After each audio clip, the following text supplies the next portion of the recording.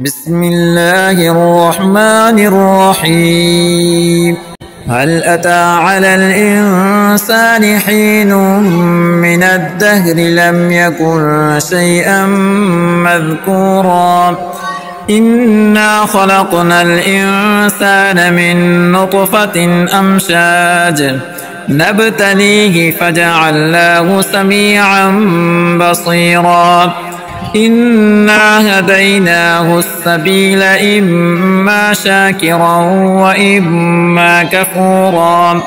إنا أعتدنا للكافرين سلاسل وأغلالا وسعيرا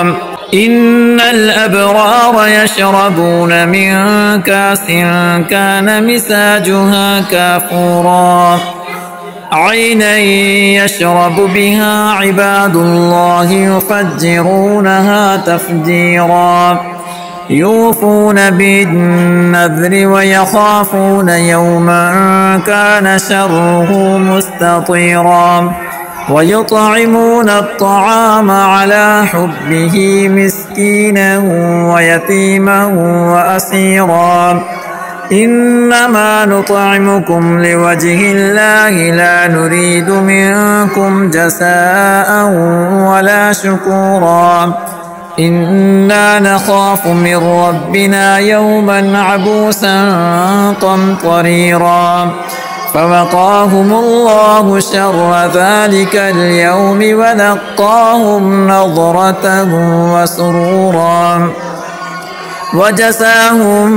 بما صبروا جنة وحريرا متكئين فيها على الأرائك لا يرون فيها شمسا ولا زمهريرا ودانية عليهم ظلالها وذللت قطوفها تذليلا ويطاف عليهم بآنية من فضة وأكواب كانت قوارير من فضة قدروها تقديرا ويسقون فيها كاسا كان مزاجها سنجبيلا عينا فيها تسمى سلسبيلا ويطوف عليهم ولدان مخلدون إذا رأيتهم حسبتهم لؤلؤا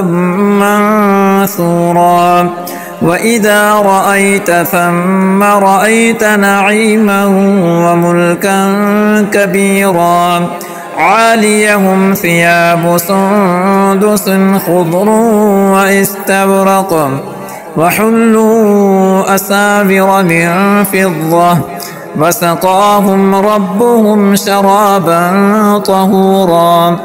إن هذا كان لكم جزاء وكان سعيكم مشكورا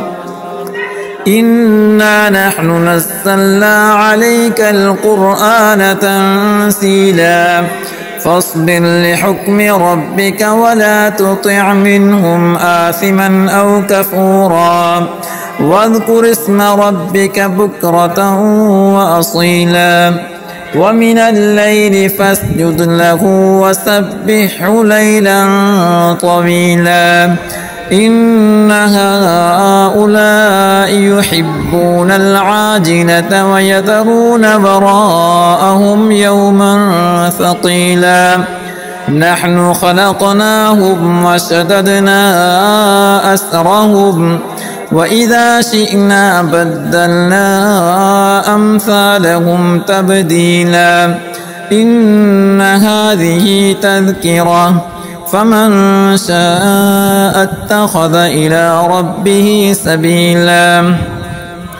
وما تشاءون إلا أن يشاء الله إن الله كان عليما حكيما يدخل من يشاء في رحمته والظالمين أعد لهم عذابا أليما.